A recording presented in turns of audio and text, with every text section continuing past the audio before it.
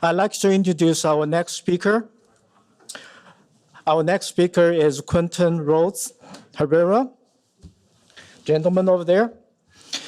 Quentin is a security analyst for State Farm. In this position, he is responsible for risk analysis and application security assessment.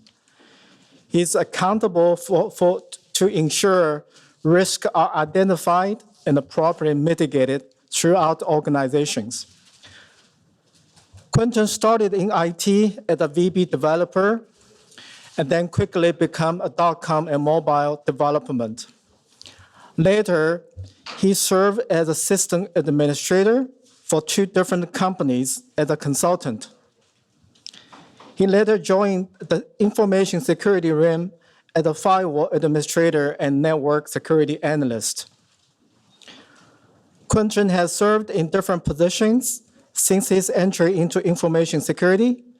Some of his roles are security analyst, penetration tester, network security analyst, and regulatory compliance analyst.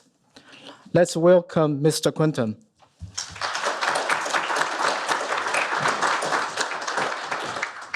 See if I can get this.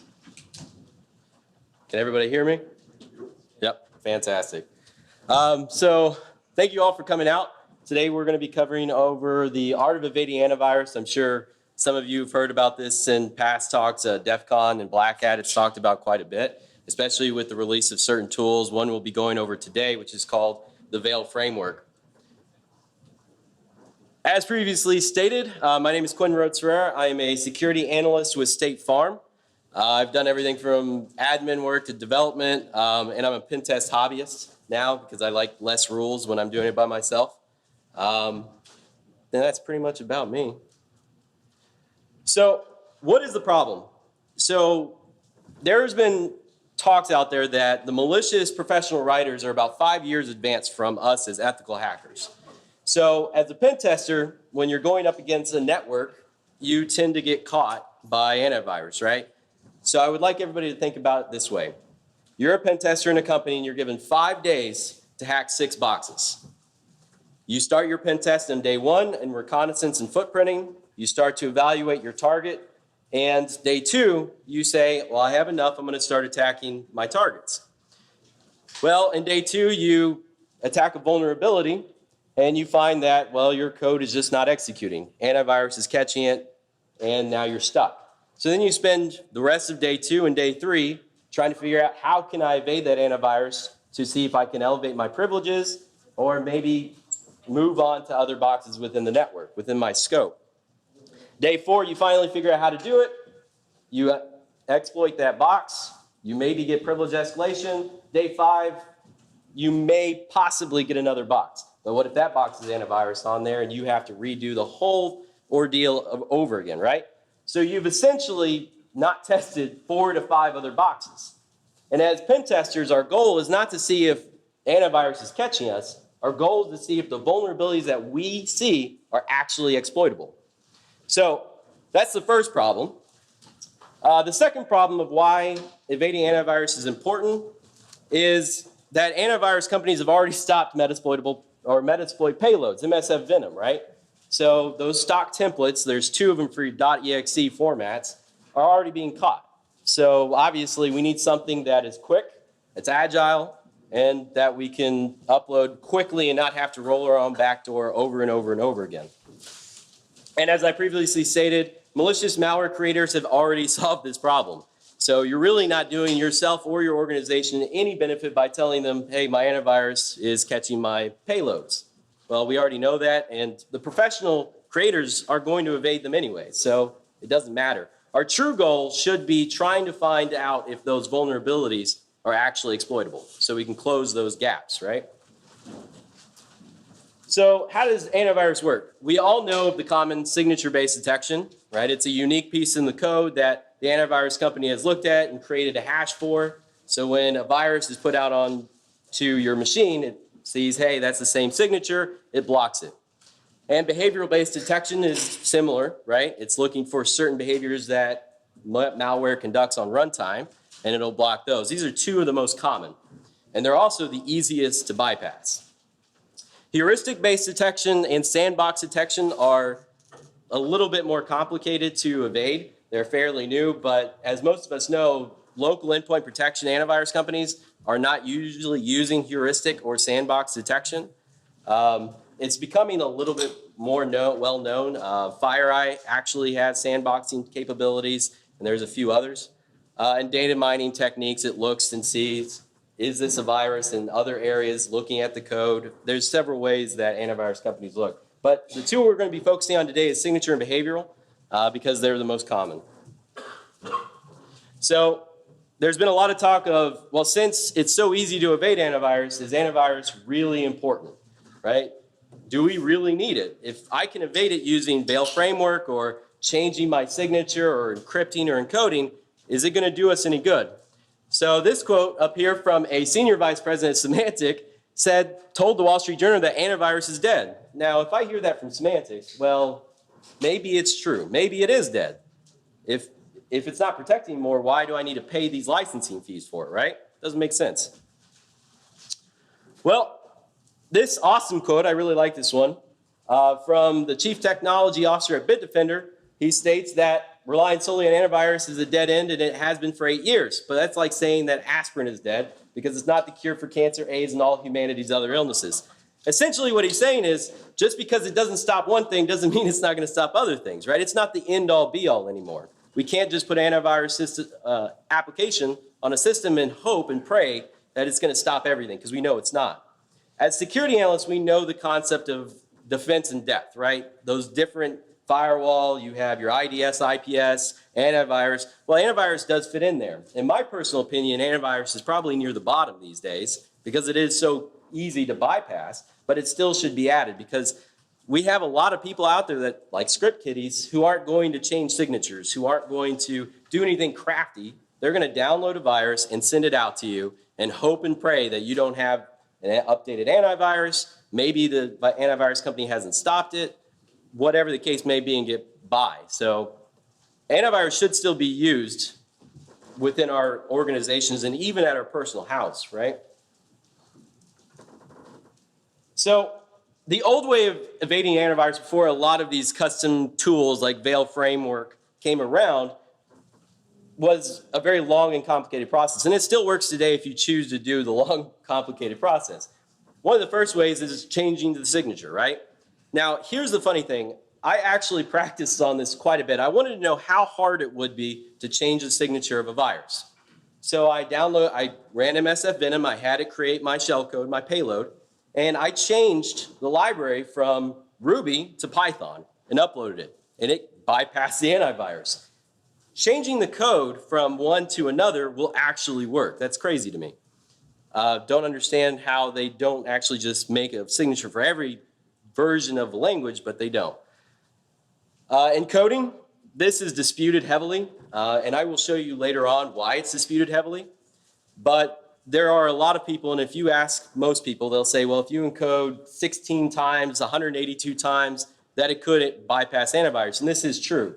But I will tell you from personal experience, you will have to encode quite a bit in order for it to work. Encrypting your virus or your payload, that does work as well.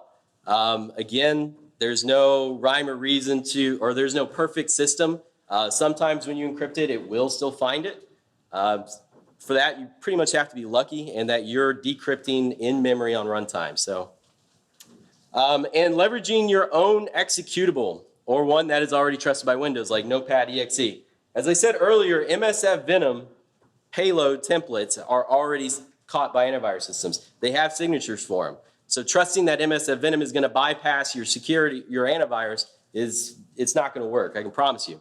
So what a lot of malicious code writers did, and even ethical hackers did, was they would take known trusted EXEs, like Notepad.exe was one of the most famous, and calc.exe, and they would drop shellcode within that executable and run it, and it would work.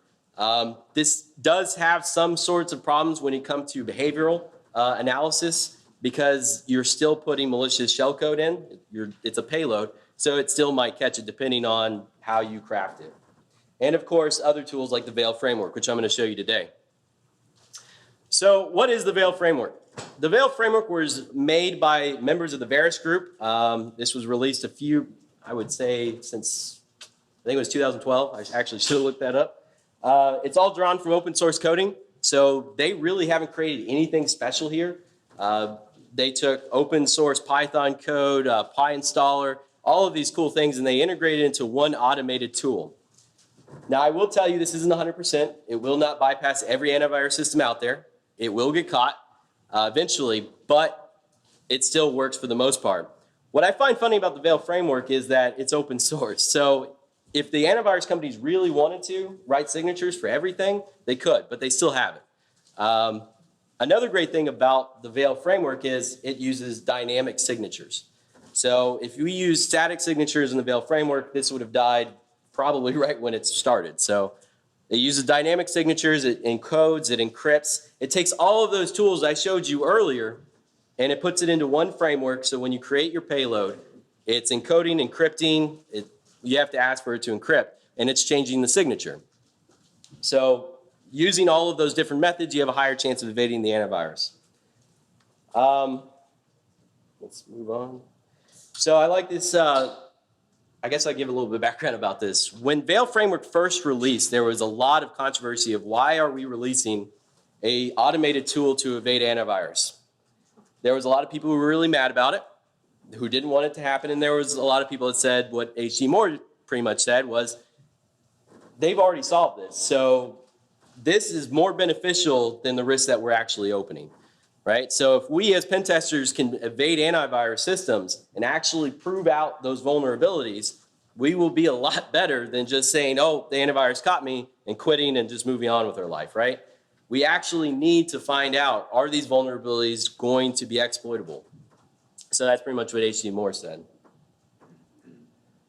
So if anybody's ever interested, there's a cool website called VirusTotal, which you can upload your executables or pretty much any file, and it will check all of the antivirus companies and it'll ask and tell you, will this antivirus company find out that your executable is actually a virus?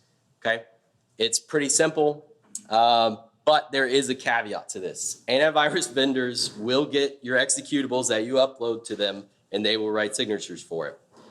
So I wouldn't just go upload everything, because if you're actually crafting your own antivirus evading executables, you don't want antivirus companies to stop it 1 week later, right? Because they more than likely will.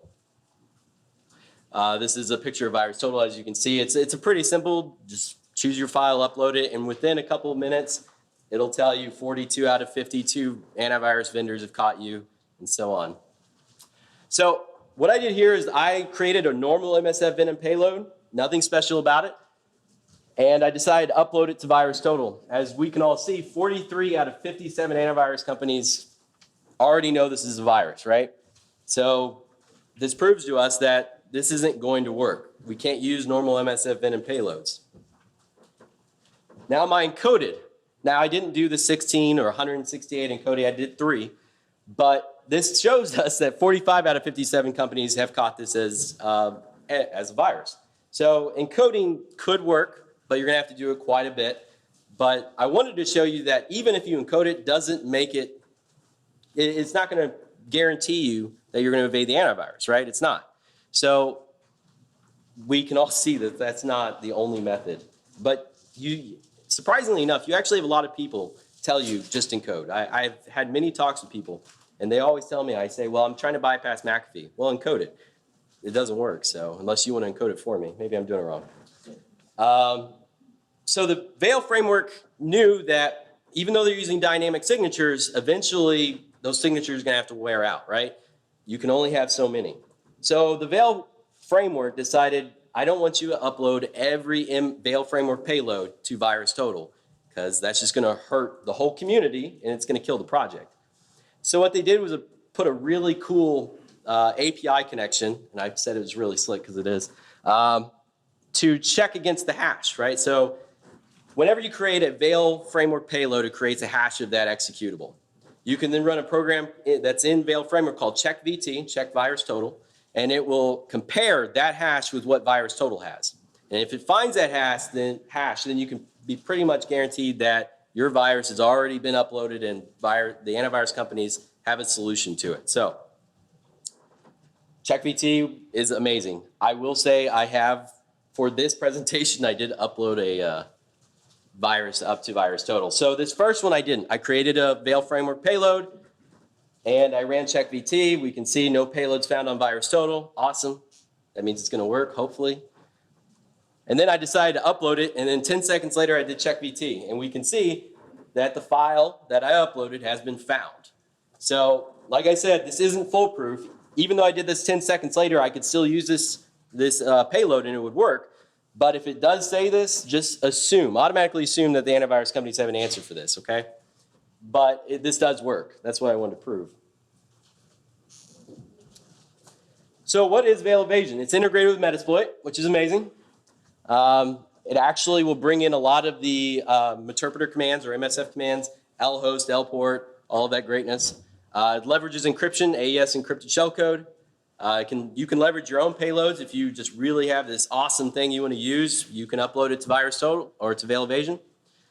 It uses non-standard languages for Windows binaries. Ruby is one of them. There was if you're ever interested, the creator of Veil Evasion did a talk not that long ago. It's on their website if you look for it. And he had a graph of how many languages got caught versus the other language, right? So he uploaded Ruby to Semantic, McAfee, Kaspersky, and so on, and they did the same thing to Python. And it was actually found that Ruby evaded more antivirus systems than anything else on Windows. It was quite astounding. You can integrate this into your own project. This does have other cool tools in there, like the backdoor factory it has. That's what I was looking for. It's integrated with Armitage and Cobalt Strike, so if you don't like Terminal and you want that whole graphic GUI interface, you can. It's integrated with those. Like I said, it uses a lot of libraries or different languages: Python, Perl, PowerShell, C, C#, Go, and Ruby. As I said earlier, Ruby was found to be the most, the best to evade antivirus. So shellcodes. So shellcode is nothing but a very small piece of code that's used to exploit something, right? It's used to exploit a vulnerability. MSF Venom creates shellcodes. And what I have here, pointer casting, virtual alloc, and heap alloc, are different ways that it drops that shellcode into memory. So heap alloc you can manually drop your shellcode into the memory in runtime. Virtual alloc, it allocates the memory shellcode size for you, determines permissions, and void pointer casting, not a guarantee. It's not. I've tried it and it breaks more times than not. But they do support all three of these. And I think actually now they support a little bit more. All right, let's see. Hope this works to the demo gods.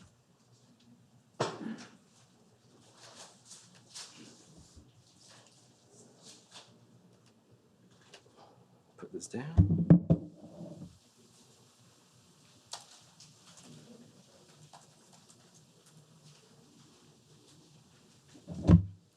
All right, so earlier today I went ahead and created a normal MSF Venom payload, nothing special about it. This is not through Veil Framework, but I wanted to show to you that I wasn't lying to you and that antivirus companies will stop this and find it. Actually, I should make this smaller.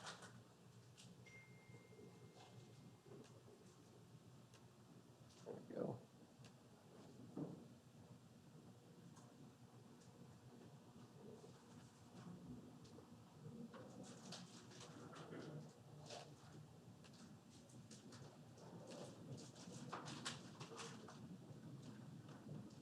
Oh, I hate McAfee. Quarantine trust items.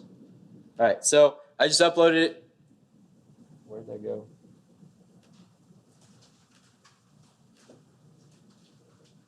There we go, maybe.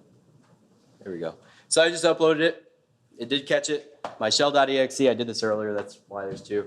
But this is to prove that regular MSF Venom payloads will catch it, right? So I use McAfee instead of the regular Windows antivirus just because I think, so Windows antivirus system is actually pretty robust. A lot of people don't trust it, which is why I chose McAfee. But I actually have to say that when I'm testing a lot of these, McAfee allowed a lot more through than the regular Windows Defender, which was really insane. But I decided to go ahead and use McAfee just because a lot of people trust it. So.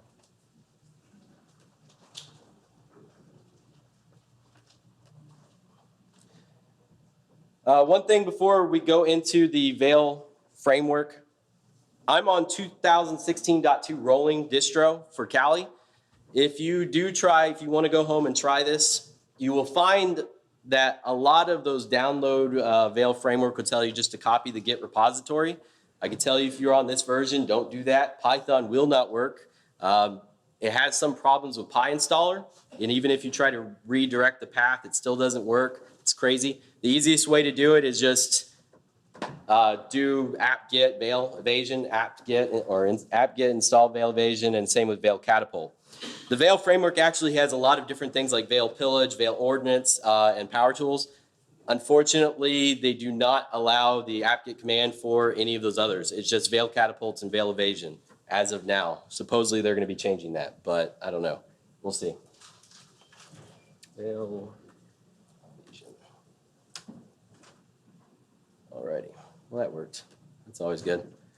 So as we can see in the normal log, startup screen, we have 51 payloads loaded. Every month on the 15th, they call V-Day. They actually release new payloads to be to leverage, so that's pretty cool. It's a pretty simple command structure here. You got check VT, which I talked about earlier. Use, makes sense, it's use, right? It doesn't really take that much to figure out. Use. All right. So as I said earlier, they have all these different languages. Higher up is the C languages, C#, PowerShell, Python, and Ruby. I like their Pythons because they automatically come with AES encrypt. A lot of them do, which makes life a little bit easier. So we're going to choose 35. Normal screen. You really don't have to change anything here unless you really want to. I always keep it the same. As you can see, the inject method, virtual void or heat, I always keep it to virtual unless you really want to manually do it or promise yourself that it's not going to work. So I always keep it at that. Generate. As I said earlier, this is linked into MSF Venom, meterpreter, all of those Metasploit commands for the most part. You can do your own custom shellcode string. You can do your own file with shellcode. I always use MSF Venom. It's just easier. And like I said earlier, it brings in payload, lhost, lport, all of those other options. So you're not having to switch from create your own payload with MSF Venom, then go into Vale Evasion and hopefully upload it and make it work. It's all integrated. Makes life so much easier. Is there any questions while I do this? No?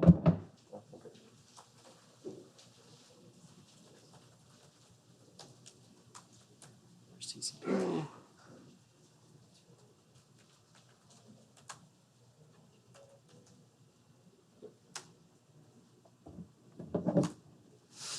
So it's generating the shellcode MSF Venom is. It doesn't take that long, hopefully. There you go. You just name it whatever you want to name it. I'm going to name mine Evade. PyInstaller's default. You can use PwnInstaller and py2exec. It's up to you. I use PyInstaller. It's creating all this awesome code.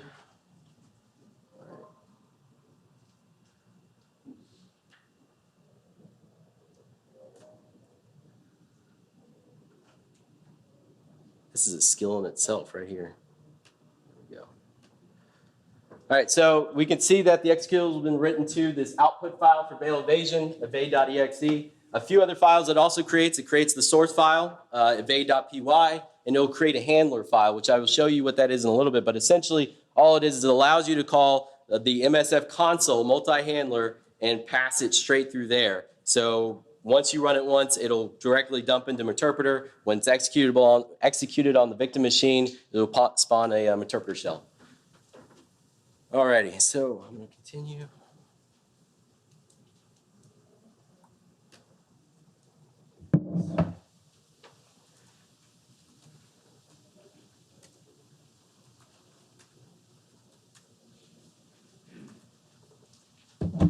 So here's our different areas compiled. This is your executable. This is what was created. Handlers, like I said, that's for your MSF console. Hashes.txt, that's the file that's created every time you create a Veil payload. This is what's used to compare with CheckVT to see if your virus has been put out there. And source is just your source file. So,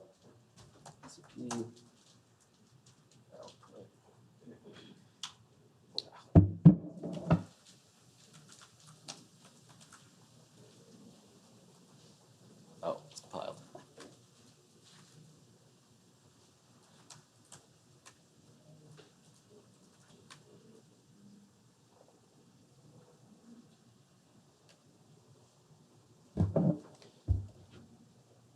Let's see if this works.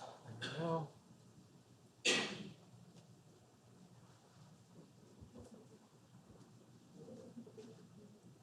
There it is down there. Where did my mouse go? Why is that?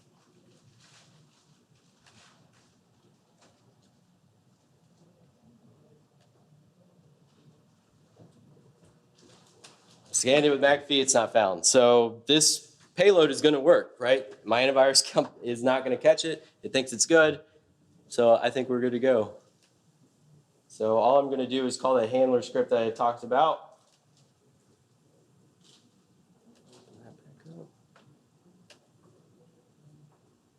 Where does this go?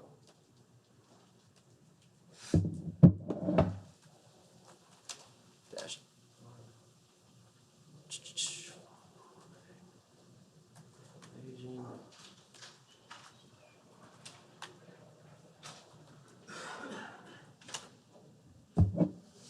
So I run that. This is going to call MSF console. It's going to go into exploit multi-handler just like you would if you were just creating a regular MSF Venom file and trying to create a reverse shell.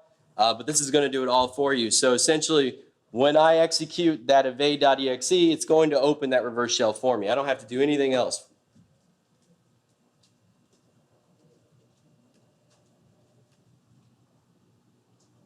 There we go.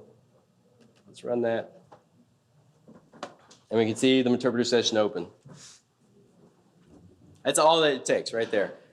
The great thing about this is it only took me, what? I mean, it'd take me a lot less time if I wasn't trying to talk and do this presentation, but it only takes you a couple minutes to do, rather than trying to recreate, trying to take your shellcode and put it into Notepad.exe, or trying to evade, create a new signature to evade antivirus. This is so much faster. As a pen tester, it's pretty much gold, right? So you're not sitting there trying to figure out, well, how can I evade this and that?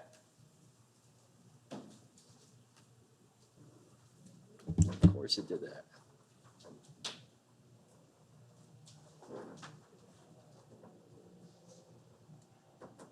There we go, Veil Ordinance. So this is the other tool within Veil Evasion, or Veil Framework. Remember I told you that unless you pull the whole Git repository, you will not actually be pulling Veil Ordinance. If you do pull the Git repository, Veil Ordinance does work. All this does essentially is it creates your own shellcode without using MSF Venom. It was found that when using MSF Venom from time to time that the shellcode would actually break and you would not be able to execute it. No reverse shell would open, and it was just a pain. So what the makers did was it created Veil Ordinance. It's pretty lightweight. You just run your code, same way sort of as you would if you were using MSF Venom, except you're not calling meterpreter or any of that. And it generates all your shellcode here so you can drop it into whatever payload file you want to. It's pretty simple. Veil Catapult. This is a payload delivery tool. It has PowerShell, Barebones, and SethC backdoor, and can also auto-spawn the Metasploit handler. The best thing about Veil Catapult is that it actually has cleanup scripts as well. So when you run Veil Catapult, it will actually push out the payloads to your target. It will execute your payloads as long as you have the correct access level. And it will return meterpreter reverse shells. Now, when you're done, you can actually run the cleanup script, and it will remove all evidence of that payload being there, which is pretty amazing. So you're not having to manually do it. One thing I would like to say about this is it does require an SMB user to be known. You do need that username and password, or if you have the hash. This does work similar to the pass the hash that Metasploit has. So if you do have the hash and the username, it will work. But you do need some type of authorized user via SMB for this to work. How to stop Vale. So since we know this is on Kali, you can use it. The malicious users can use it. Script kiddies can easily use this. There's so many videos online that show you how to use it. One of the ways is API scanners. Ambush IPS is great at this. I'm not selling Ambush IPS, but it is fantastic. When I had tested this, Ambush IPS stopped every Vale file that I sent, which was pretty cool. You can also look for predictable behavior. So heuristic and sandbox, like I said earlier, Vale framework is not the best at evading those. There are some other tools out there that are a little bit better. So if you do encounter sandboxing or heuristic, your virus is just not being uploaded, your payload is, Vale's not going to help you. And Microsoft's Enhanced Mitigation Experience Toolkit, EMIT.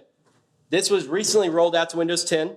It is the most painful thing to use. I hate EMIT, but it does work. It has device protection, so you can actually block USBs. It does PowerShell. It will deny all PowerShell payloads, but it breaks your system as well. So if you're feeling risky, you can use EMIT to block anything that comes from Vale. That's PowerShell. It will not stop Ruby exploits, though. I believe last time I tried it, it did stop probably about 50% of my Python exploits, 100% of my PowerShell, 0% of my Ruby exploits. So if you don't want to use Vales, there are some other tools out there. Hyperion, which is used to encrypt the binary, and PE Cloak. PE Cloak is pretty similar to Vale Framework. It leverages a bunch of different tools in order to evade antivirus. It encodes, it encrypts, it changes the signatures. It's about as successful as Vale Framework. It's not going to work 100% of the time, but it works enough for you to do your job, right? And I'm done early, unfortunately. So is there any questions or questions for this Vale Framework or anything I can answer? Yes.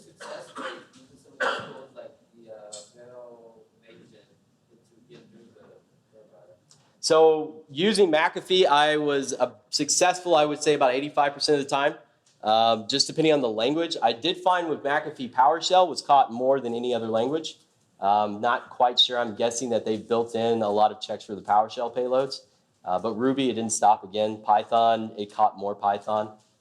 Windows Defender stopped almost all of my PowerShell and almost all of my Python. It did not stop any Ruby. And I think a lot of that has to do with what are these scanners set up to understand, right? Are they set up to understand Ruby or Python or PowerShell, C Sharp, which is why Vale Framework created a lot of different languages that weren't native to Windows. So does that answer your question? Fantastic. Anything else? Nope. Going once, going twice, sold. Thank you all for coming out. I know we're done early. Give you guys some time back. If you do have any questions, please feel free to ask me. I'll be around. If not, have a great day.